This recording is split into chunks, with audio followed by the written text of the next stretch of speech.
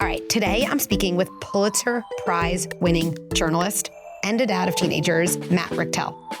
Matt spent nearly 2 years reporting a powerful 9-part series in the New York Times on the post-pandemic adolescent mental health crisis. And the project evolved into a brand new book.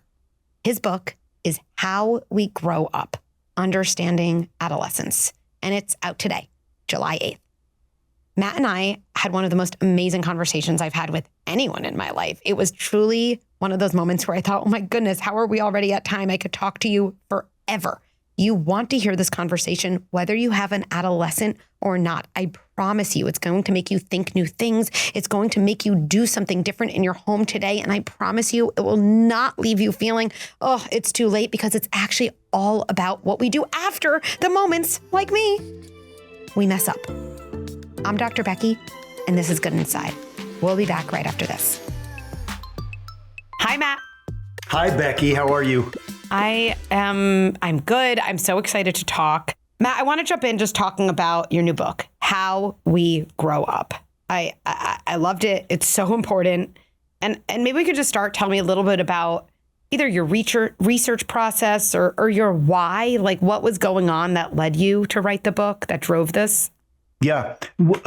First of all, thank you for asking. And I will repeat, it's really great to be here. I've been listening to your show of late, and I really appreciate the fact that you're trying to make practical what can also often be esoteric and glib. And I will make the same effort. And it's in that spirit, in a way, that got me working on this. I had spent 2 years doing a series on the adolescent mental health crisis, if you want to call it that. And I realized in the course of reporting that there was a fundamental question left unanswered. And that is, what is the nature of adolescence itself? And Becky, interestingly, that question, there's a much fresher answer than there has been in about 125 years. And it is absolutely material in explaining what's happening now to teens and adolescents, two different things, and what we do about it. That's what led me into this. Also, Becky, I have 2 adolescents, and I was like, hey, maybe I could learn something. But what I learned, Becky, fundamentally, that I would love to just ground this in, unless you steer me otherwise, is what adolescence is. And I come up with a framework synthesizing a whole bunch of research that I think reframes what we think of as adolescence. And this is what I would offer you. Adolescence is a process with a definitive purpose to integrate the known and the unknown. What is known is what our parents and prior generations tell us. And what is unknown is 2 things. One, what actually works in the world, not what we've been told as adolescents, but what actually works. And secondarily, what new ground might we carve out as a generation in an effort to survive as individuals and as a new generation? So what we've thought for decades, Becky, centuries, is that this was a period of almost primitive, boorish, atavistic behavior. In point of fact, it is an inflection point of information processing, the likes of which you will never go through again. So I love that big picture idea. So adolescence, it has a purpose, right? There's this goal. There's something that has to be figured out. And this integration of what's known and unknown, what has been given to you, and all of the things you could explore and discover. Like your body, your brain is trying to synthesize, make sense of, balance, weigh, figure out that equation. I want you to imagine that you've been given a user manual by your parents, except that survival is too delicate and fragile to merely take the word of the manual. You must explore and probe. By definition, are you to survive? May I just pop into a bit of biology for a second? I love it. Do more than pop in. Just wade in some biology. I will go ramshot. I will drown myself in biology. And I will lift you out to continue the conversation. So you go first.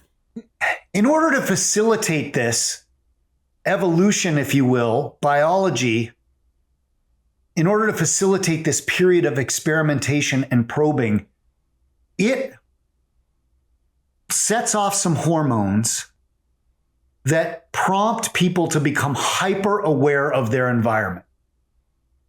Adolescence. At puberty, which we tend to think of as this gateway to reproduction, in point of fact is this very fundamental neurological event in which a big bang of understanding suddenly the world around you, and you become hyper attuned through your hormones to people and things outside your home.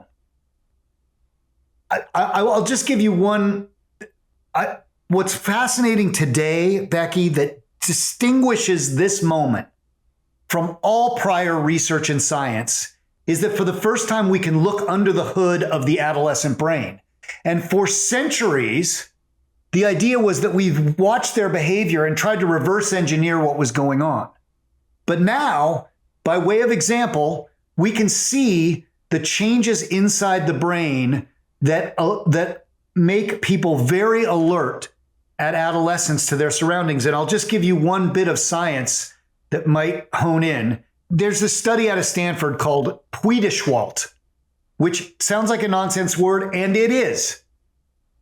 Stanford researcher puts young children and adolescents in an MRI machine and watches their brains. And watches the brains as the young people hear nonsense words spoken by three different people, their mothers and two complete strangers. And as puberty onsets and the hormones set in, the young person's brain lights up when the stranger talks. At younger ages, it's when the parent talks. The reward systems of the brain have become hyper attuned to the environment outside the home. Why would this be? Because for 10, 11, 12 years, you've been taken care of in your home, and now you have to survive outside of it. You better well understand what's going on.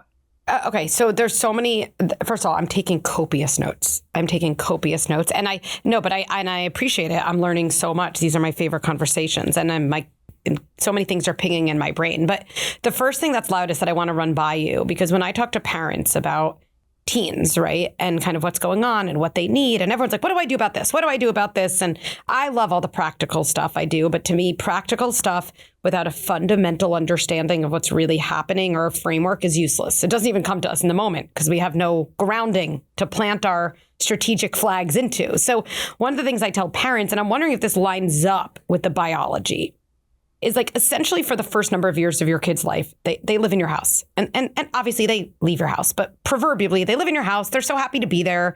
They're building up comfort. They're building up safety, independence. We all build up our capacity to be independent by how comfortable we are being relatively dependent and having that base. And then the door opens. And one of the things I think happens is, right, kids in adolescence are supposed to be explorers. They are supposed to travel around the world because you can't really learn about the customs of other countries if you're not there.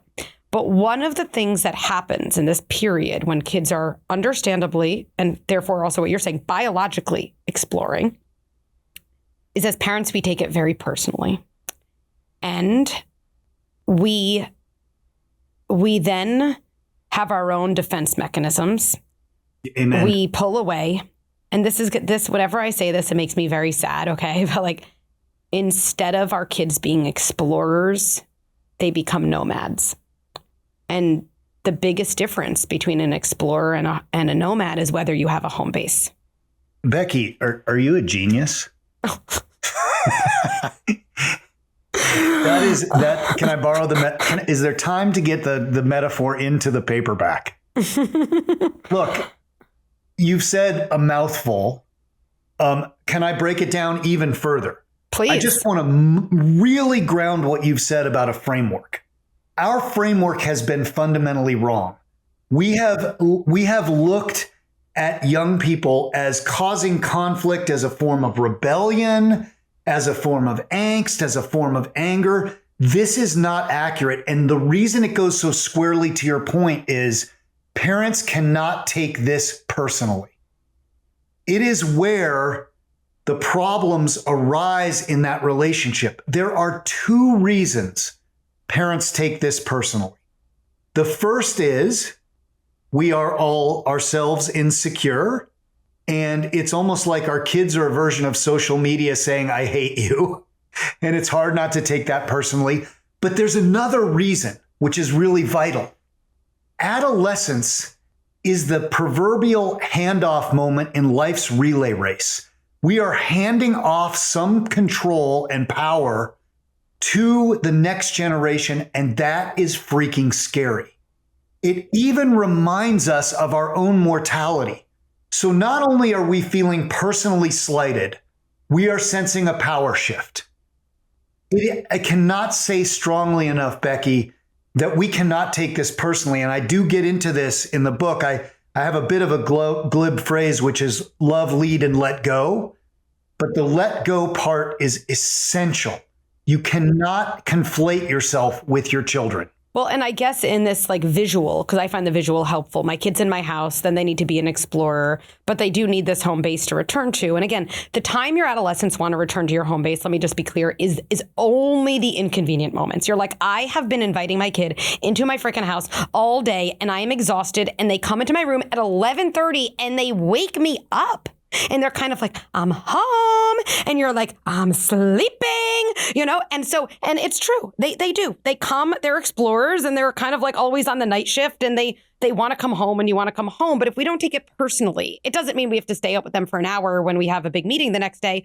But your reaction is very different, right? And so I think, though, and this goes so far in terms of not just adolescence, but how we prepare ourselves and our kids for this period, is when our kids are in our house, right, which they are, right, but like that time, those early years, to the degree we are getting our self-worth as a parent from our kids being a mirrored version of us, or from the way they tell us all the secrets of their friends, or from the way we plan all their play dates and make sure they're in the right classes, if we are getting our self-worth not from things unrelated to our kids, or even not from the way we are preparing our kids to be successful adults, but from the way they kind of attach to us so intensely, adolescence is going to feel very injurious.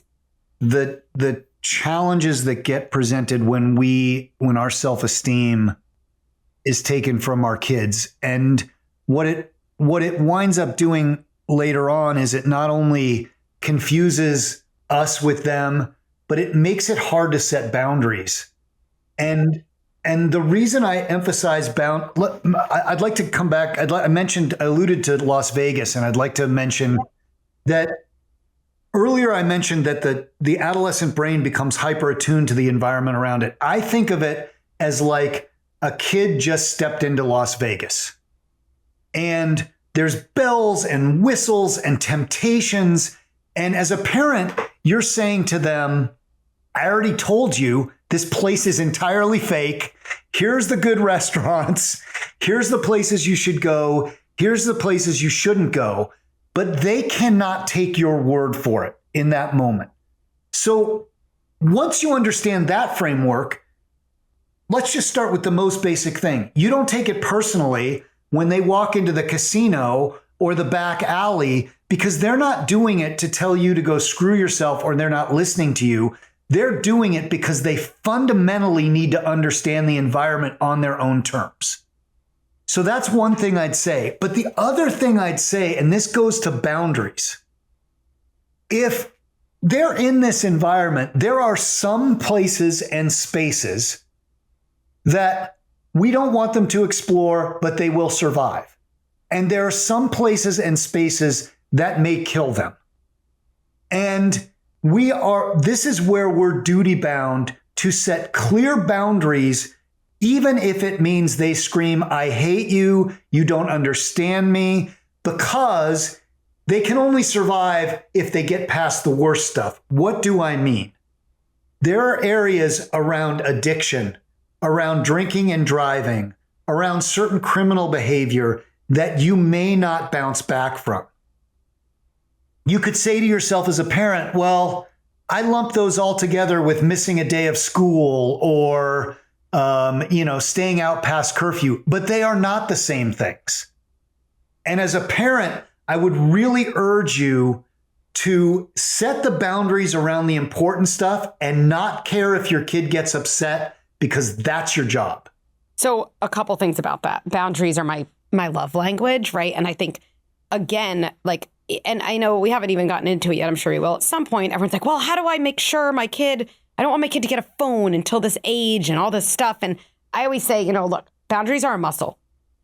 The idea that you're going to set your very first boundary and tolerate your kid being upset with you when they ask a phone, that's a joke. That's like asking a basketball player to miss a free to make a free throw when game 7 is on the line when they've never made one in practice.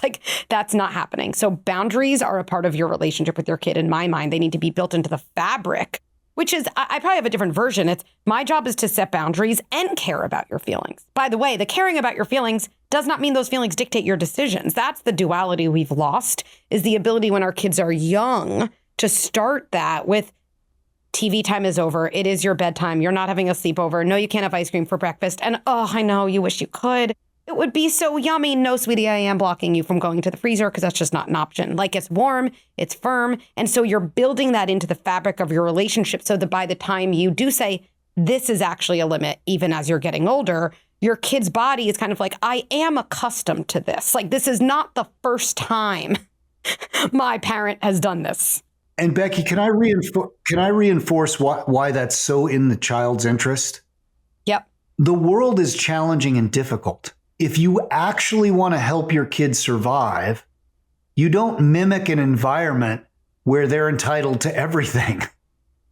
No one calls you and says, Becky, hey, how would you like to have one of the top podcasts in the world? All you have to do is show up and smile. It doesn't work like that. You got to work your tail off. Hey, Matt, how would you like a job at the New York Times? That doesn't happen. So when we say, don't go to the freezer, these are the rules. When you break the rules, this is what happens. It's much more consistent with the world around them. But I'm gonna just jump in here because I think it really matters, because my version is different. And I'll say this to you because I think boundaries are very misunderstood. And I think people think they're setting a boundary when they say to their kid, don't go to the freezer, or it's not iPad time. I would say those are requests. A boundary is what you tell your kid you will do, and it would require your kid to do nothing. Anytime you're requiring your kid to do something for you to be successful, not only are you not setting a boundary, you're literally giving your power away to your 2-year-old or to your 14-year-old. So a boundary would be saying, I'm not letting you go to the freezer, and you're going to be there. And if you're saying, but my 3-year-old is going to go there when I'm not there, I'm like, yeah, because they're 3. So they would do that. So you have to figure this out, right? I'm not going to let you even see your iPad if it's not your iPad time. How many of us are successful at not taking our phone when it's visible, right? I like how you just set a boundary with me.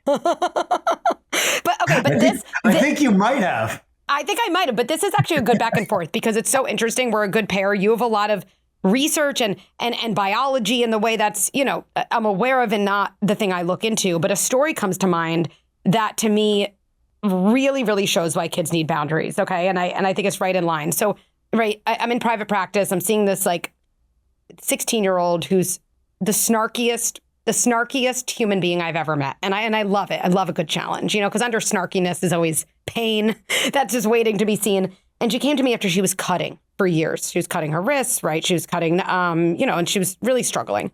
And I remember the very first session, I was like, okay, how long have you been cutting? She was 2 years. And that 2 years, such attitude. And I was like, oh, well, you told me this is the first time you've seen a therapist. And she's like, it is. My parents made me come, or something like that. And I go, well, have your parents known about the cutting? And she's like, they have. And I was like, well, why have you not seen a therapist in 2 years? And Matt, I'll never forget. She goes, well, my parents tried 2 years ago. And they said, we're going to have to see a therapist. We're worried about you. And I said, oh, so you're saying, okay, earmuffs, anyone here? You're saying I'm fucked up You're saying I'm fucked up and I'm the only one who has to go to therapy. You know what I'm going to do? I'm going to go and I'm going to lie and I'm just going to make up stories and waste all of your money. You can't make me. Okay. Whenever I tell the story, my heart races. Okay. And then I somehow in my good therapeutic moment just knew to shut the F up. Becky, do not say anything.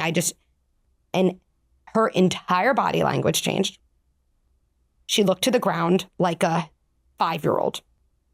And when she looked up at me, literally what she said was, "Can you believe they let me make that decision?" Can I reinforce? You mentioned our partnership where you actually do the things and I read the books. Can I reinforce what you've just said with some research? Yes, please. So there's a lot of talk today about a mental health crisis, and we can quibble over the questions. There's no doubt young people get overwhelmed. I mentioned this Las Vegas environment that they're in. What is so vital about what you said, based on the research I've looked at, is that there are times, many of them, when what we need to help an adolescent do is move past a period of information overload or emotional overload. And what you're telling that story for one purpose, but I hear something else in it also. I hear that you let that young person burst that emotional bubble. And what the research shows about therapy, DBT, CBT, and there's some other things I'll mention in a moment, is that helping young people get through an intense emotional moment before you try to engage them in the substance, yes, will let them in effect reboot their brains. So the listener can't see, but I can see you and it looks like you're agreeing. Yes. I mean, it really, I think the most underutilized parenting strategy in the world is, and these are with capitals, doing nothing. Doing nothing on the outside, where everyone would say, you're just going to let your teen talk to you like that. You're going to do nothing. And what I would actually say to them if I was in a snarky mood is, it looks like I'm doing nothing. It's because I'm doing everything on the inside and managing my emotions. When I vomit my frustration and say, you can't talk to me, that looks like I'm doing something. I am literally a child on the inside doing nothing. But letting your kid finish it out, just holding it, letting them finish it out so they don't have to keep seeking more ways to finish it out, trusting, having time, being there, and then having a moment. And something usually shifts even before you have to do something. When they are ready, because when they're inflamed that way, everyone in 8th grade hates me. You make that food every night. I despise you. I want to go to the circus, or, to be extreme, I don't know if I want to be alive. A lot of those are happening in such a heightened emotional state, such an inflamed state, that trying to either reason or be angry only intensifies that state.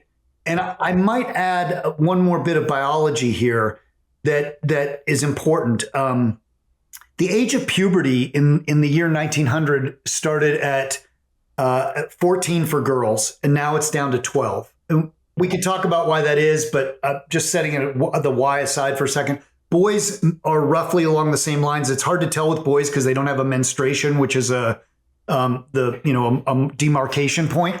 But why is that important? It's important because those adolescent hormones, the sensitivity is starting earlier. It's starting earlier at a time there's a lot of fast information moving in the world. Remember, we talk about integrating the old and the new. The new is coming furiously quickly.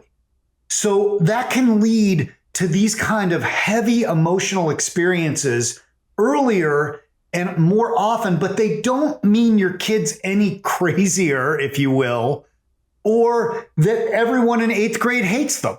It's just moving into Las Vegas even earlier than your ID says. And I know, right, that puberty is happening earlier, but your prefrontal cortex is not developing earlier, right? 100% right. It's what causes the scientists in this field to speak of a neurological mismatch between what you're taking in and what you're able to process. Hence these big emotional outbursts. But then we come in and say, don't talk to me that way. And the emotions go through the roof even more. And I think the don't talk to me that way is a version. And again, we all say that. And I always like to say, anyone listening, I always say at Good Inside, we're experts in imperfect parenting. That's what we're expert in. Everyone says, I say, don't talk to me that way. I can't talk to you right now. Whatever it is. We all say that. And then we repair. That's the best it gets in a lot of moments. But when you repair and go back, I wish I didn't say that. I want to hear the end of your story. Something important was happening. This is what brings me back to you are not leaving your kid as a nomad. Because if they are a nomad, navigating this time truly without a base to come home to, that is when they get anchorless. That is an anchorless experience. And when you come back, by the way, you're not going to get it right the first time, because unless you're a parent who's listening to this and says, you know what? Whenever I said to my parent, I hate you, you're the worst, I hate you, they were so calm and grounded, which probably everyone listening is yeah, that's totally not what happened in my childhood. Then of course it's not going to come naturally. What comes naturally in parenting is how you were parented. So often the best it gets is returning. And when you return to your teen, I'm sorry I reacted that way. There was something important. Let's figure it out. You are kind of saying, I am still that base. You can still explore, but you are not alone.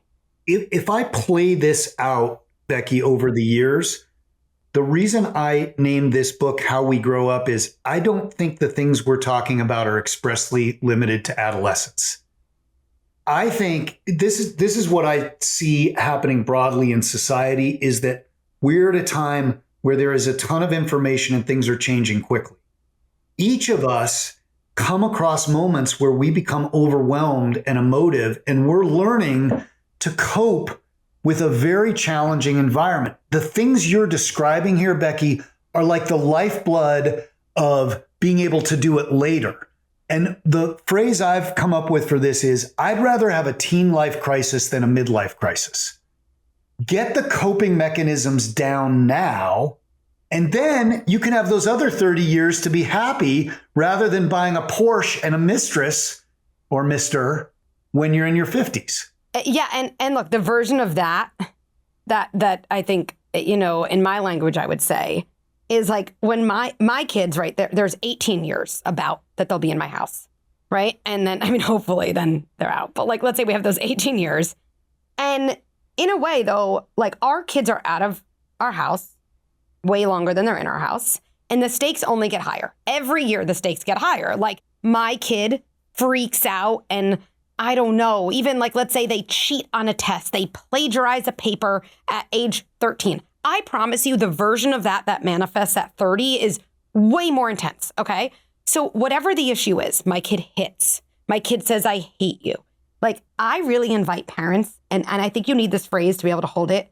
I really do give myself a sense of sick joy when I have moments like this with my kids. I really do. Okay. Because the sick joy is if I'm driven by impact and not instant gratification, which is hard in this day and age, but if I am driven by impact, what my kid is saying is you have the opportunity to help me wire some circuitry for how to be resilient through this moment. Because it's true. I'm freaking out at age 13 that I wasn't invited to this person's sweet 16.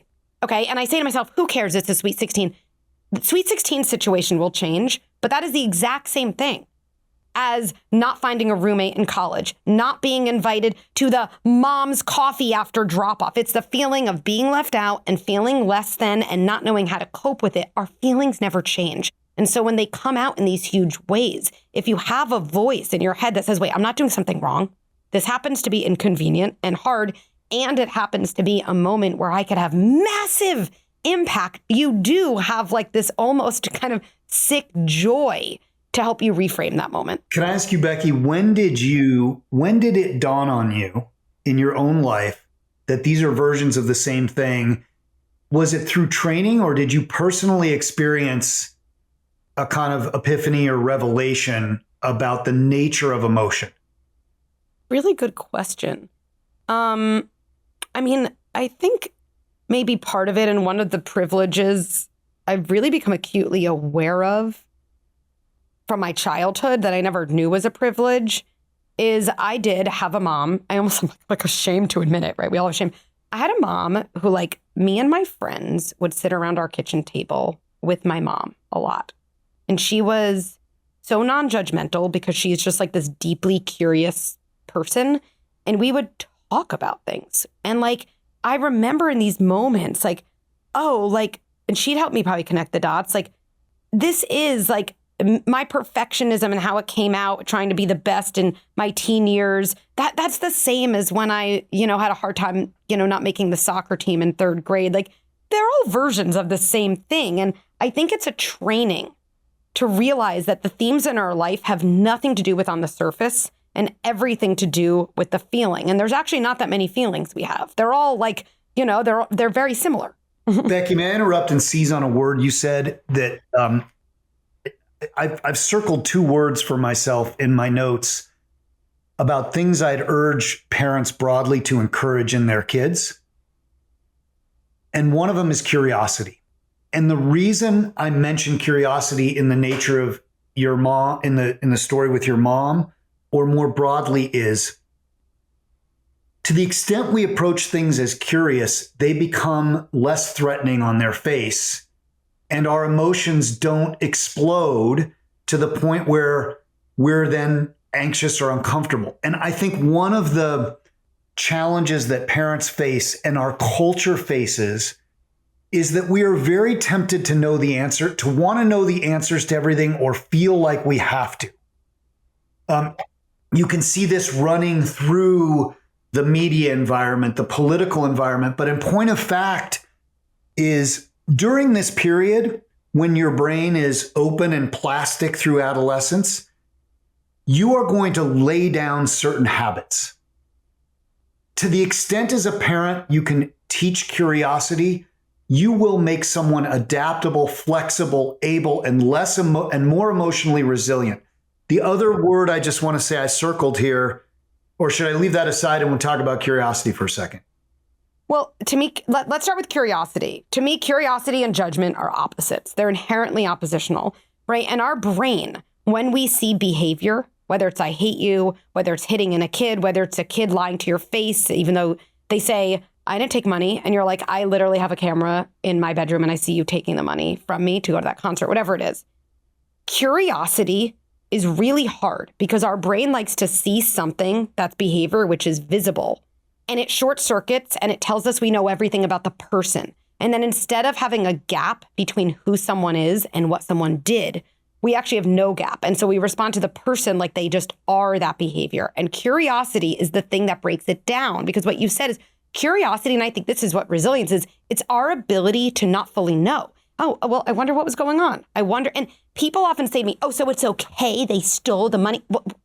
How did we get from curiosity to approval? Those are completely different things. And I love that, the way you framed that. And it made me think of this phrase: judgment is a sprint, curiosity is a marathon. Oh, love that. If you want to get in. Love it. Matt, you're on fire. It's a tandem. It's a duo. It's good. Yeah. I want us to do like jazz hands and dance. If you want to get in shape, if you really want to be fit, you need the marathon mentality. And there's a way in which judgment versus curiosity is fundamentally a resource question. It's an easier resource to just come up with a judgment. But the problem is you will then spend your life spending those resources with no positive return. Yep. When you do the marathon, when you invest the resource in trying to understand what's going on, you get a major feedback loop later on.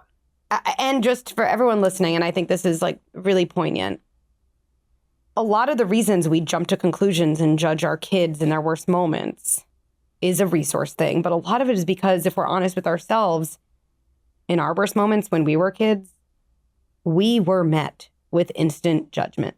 Like, so your body wired something bad on the surface next to, I know everything I need to know about this person. Bad thing equals bad person. And then, of course, we have fear and we're treating the other person like the enemy. And so I think there's a moment right now, just for everyone even listening, to pause, because there can be so much judgment. I do that with my kid. Oh, no, I'm messing up my kid. Just pause for a sec. Compassion is not dangerous. And just say to yourself, like, I bet there's a lot of moments when I could have used a lot more curiosity instead of judgment. Like, that would have been something that felt so good to me. And if I even do that one moment out of 100 for my kid and repair the times I didn't, like I'm literally doing something probably no one's ever done in my lineage. Like literally, I'm starting a new pattern. Wait, tell me about the other word. I know we're going to be an end soon. What's the other word you circled? Let's jump into that and then we'll pause for now. The other word I want to say is coping mechanisms or calm. And yeah. I think if there's two things we could get our adolescents, our young people through adolescence with, it's curiosity and then a sense that the thing to apply that curiosity along with compassion to the way they process their emotions. And though sometimes I think of this generation, but I could argue this of prior generations, I think of adolescence a little bit as generation rumination.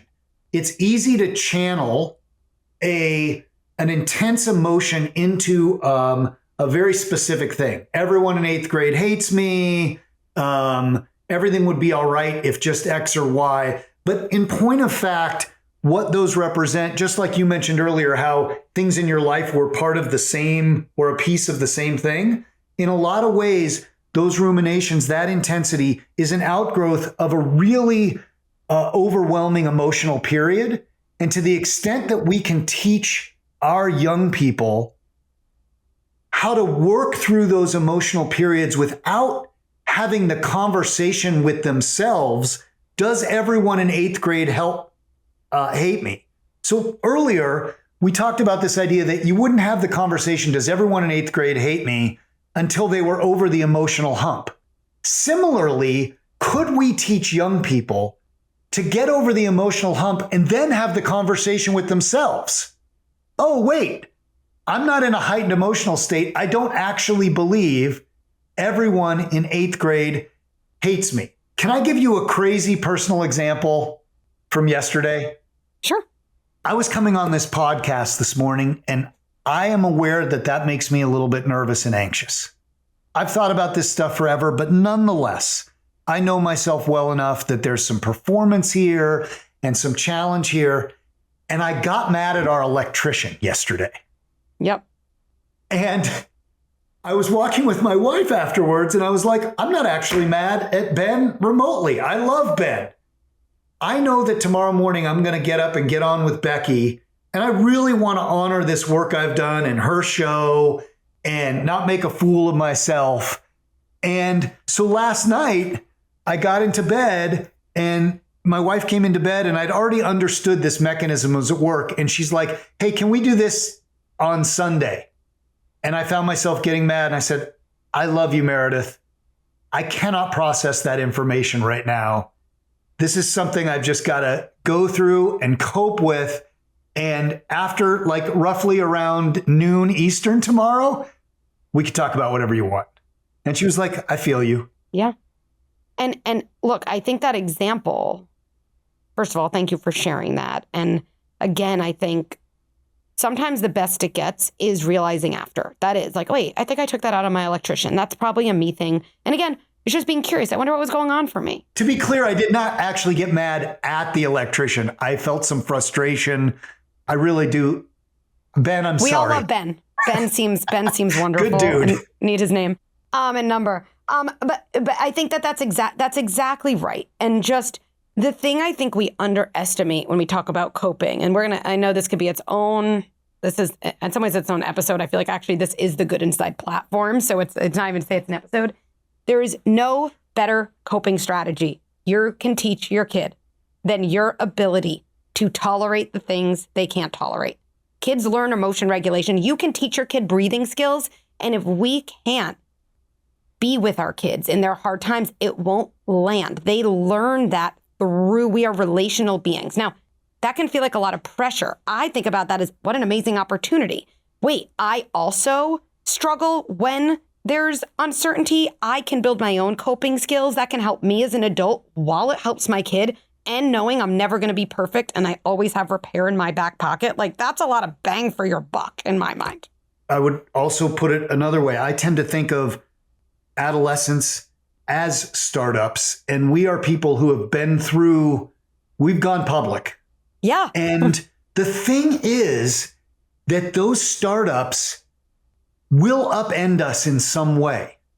And so we are trying to tell them what we know while feeling a little threatened by them. They're very clumsy startups, but they're vital to our collective survival.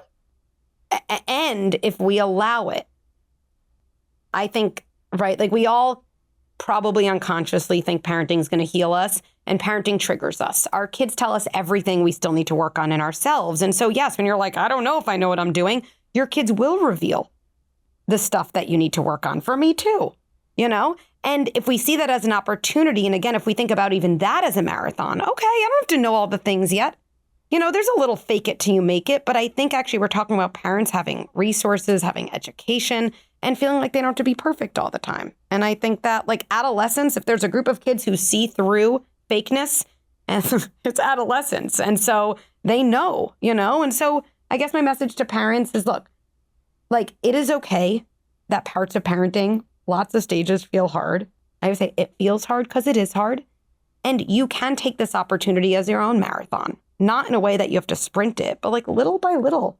What if every week you learn one thing that makes you feel a little sturdier, helps you feel more connected to your kid, helps you feel like you're building their confidence without losing yourself? One thing a week, right? We all know that graph. You get 1% better a day. 365 days later, that 1% is compounding. And I think that's, you know, that's what I believe is really possible for every single parent. On that hopeful note, this has been an amazing conversation. Not only do I have the name of an electrician I'm going to contact, which has been very useful, I've learned a lot. I've taken a lot of notes, and without a doubt, I'm going to be contacting you for some follow-up conversation. So this was awesome. Just a huge thanks for having me on. And I feel like I also learned some stuff that I will integrate into my talks, will not take credit for, and then we'll quote you explicitly in the paperback. Oh, well, right back at you. So thank you. This was so valuable. And I will really say until we talk again. Thank you. Really appreciate it. I have to say that I absolutely loved this conversation. And I'm going to make an assumption, I don't know if it's right, that you did too. This kind of visual metaphor of whether our older kids feel like a nomad or an explorer, to me, it really does hit my heart and almost brings me to tears thinking about that difference. I really feel like I'm not doing my job if I don't let you know about how to take that metaphor and turn it into the day-to-day interactions. Like, well, what does that mean about setting curfew? What does that mean when my kid wants social media and I don't know what to do? What about when my kid is on a text chain that I find out about that they weren't even supposed to be on and really awful things were happening? No matter what you're thinking, I promise you, we can help you through it. So many people don't know. In our app, we have so much for teens. That whole Nomad versus Explorer idea, that's our framework. And we bring it to life with every very real moment that I promise you I am not afraid to name and talk about. And so if you're interested and you're ready for that next step to go a little deeper into the practical day-to-day stuff, I hope you check out goodinside.com and jump in. I am so excited for the relief and hope you're about to feel.